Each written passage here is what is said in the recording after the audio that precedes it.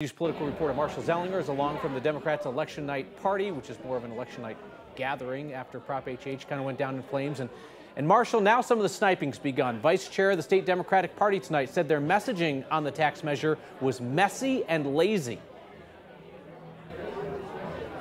Well, it's interesting because the people who were supportive of yes on HH, which are of the same party, the Democratic Party, said it's the far-right misinformation to blame.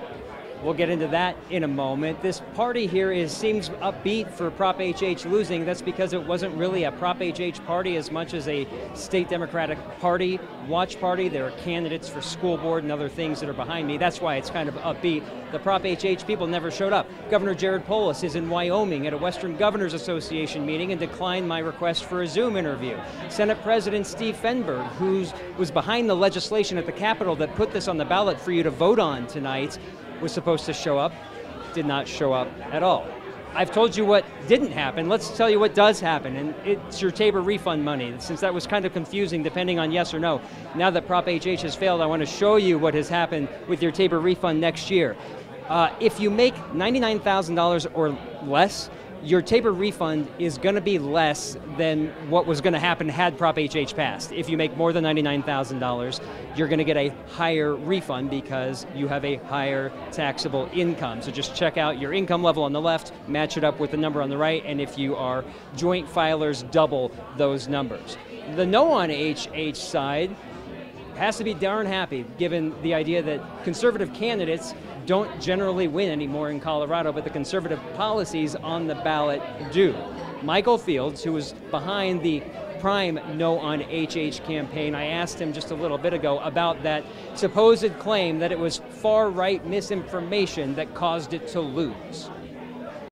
Ultimately, this wasn't close. Like, people, once they learned about it, understood that this wasn't real property tax relief, that this would have impacted TABOR refunds. They want very simple, plain property tax relief. The governor needs to call a special session and make sure that happens soon.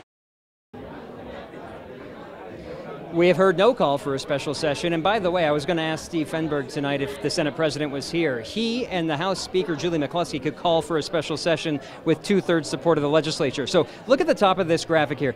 Those 3 bullet points do not need voter approval. The legislature could go special session, wait till January. They could do that on their own. Things like minimizing your property tax increase that's going to happen, allowing seniors to take their property tax discount to a new home with them, and that idea of equal TABOR refunds. Instead of having different dollar amounts depending on your income level, they could make it like they wanted, I say they, the Democrats at the legislature, by giving everyone equal TABOR refunds. The thing that does need voter approval is on the bottom.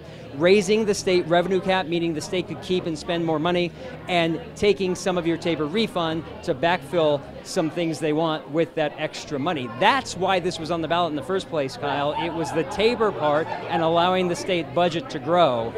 Even if the legislature wanted to do that again, that would require a vote of the people, but those other things they could do without asking your permission. You know, Marshall, if only there was some pesky political reporter in town who would repeatedly beg the governor to say, what's your backup plan if voters hate your idea? We're going to have to get an answer to that now, but he's at the Western Governors Association at least through tomorrow.